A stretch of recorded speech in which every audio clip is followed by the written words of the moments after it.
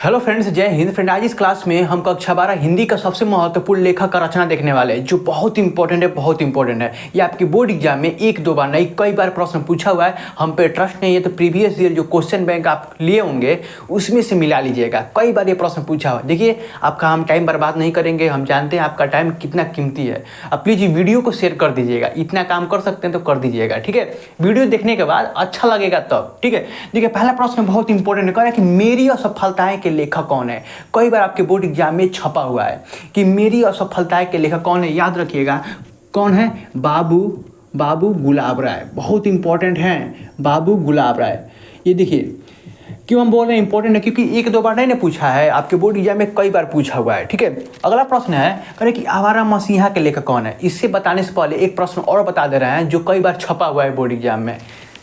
मेरी सफलताएं कौन सी विधा है। याद रखिएगा आत्मकथा है। एक साइड में लिख दीजिए, कॉपी में लिख रहे हैं तो अच्छी बात है, लिखते रहिए।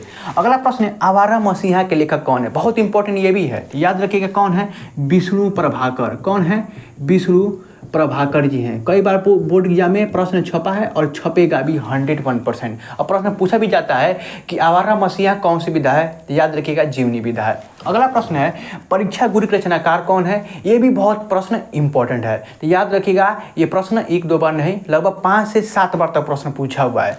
याद रखिएगा कौन है, परीक्षा गुरु के रचनाकार कौन है, लाला श्रीनिवास दास। कौन है, साथ साथ में उतारते रहिए, श्रीनिवास दास, ठीक है। इंपॉर्टेंट ये भी हैं। अगला प्रश्न है कि ध्रुव स्वामी के लेखक कौन है। इसे बताने से पहले एक प्रश्न बहुत इंपॉर्टेंट है। प्रश्न पूछा जाता है ना कि हिंदी का प्रथम मौलिक उपन्यास कौन सा है, तो वो भी याद रखिएगा कौन है, परीक्षा गुरु हिंदी का प्रथम मौलिक उपन्यास है, जिसके लेखक लाला श्रीनिवास दास जी हैं, ठीक है। मेरे बातों को बस ध्यान से सुनते रहिए। अगला है कि ध्रुव स्वामी के लेखक कौन है, तो याद रखिएगा ध्रुव स्वामी के लेखक हमारे जयशंकर प्रसाद जी हैं। कौन है, जयशंकर प्रसाद। और ये प्रश्न पूछा भी जाता है कि जयशंकर प्रसाद का जो ध्रुव स्वामी है वो कौन सी विधा है, तो नाटक विधा है। ये भी याद रखिएगा। बाणभट्ट की आत्मकथा के लेखक बहुत इंपॉर्टेंट ये भी है, शुरू से पूछा आ रहा है और पूछा भी जाएगा।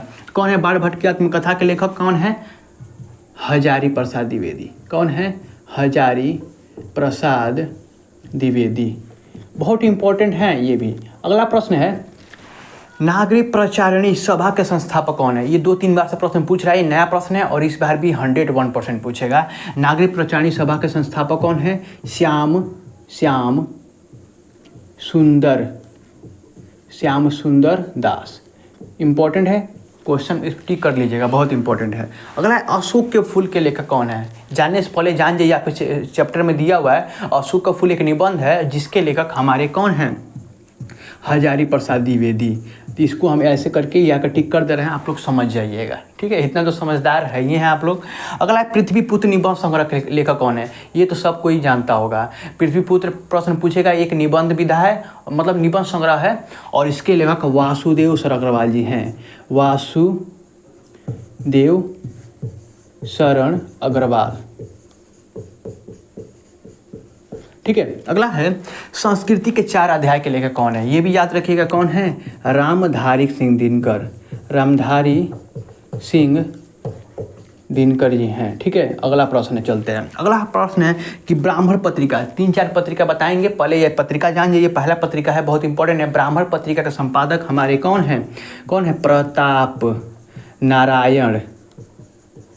प्रताप नारायण मिश्र, ठीक है। याद रखिएगा, इंपॉर्टेंट ये भी हैं। अगला है, साहित्य और समाज के लेखक कौन है। ये तो होमवर्क देने वाले थे बट आप आज होमवर्क नहीं देंगे, आज बता दे रहे हैं। साहित्य और समाज के लेखक कौन है, हमारे प्रोजी सुंदर रेड्डी। कौन है, प्रोजी सुंदर रेड्डी, ठीक है। तो ये आप उतार लिए होंगे या लिख लिए होंगे, आपके भाषा में बोले हैं। देखिए, ये वीडियो अच्छा लगेगा ना तभी आप लोग कमेंट कीजिएगा और शेयर कीजिएगा, और ज़रूर बताइएगा कि हम इस जो वीडियो है आगे बनाना चाहिए कि नहीं बनाना चाहिए। आप लोग कमेंट जरूर कीजिएगा, लाइक कर दीजिएगा, ठीक है। तो मिलते हैं अगले वीडियो में, तब तक के लिए जय हिंद, जय भारत।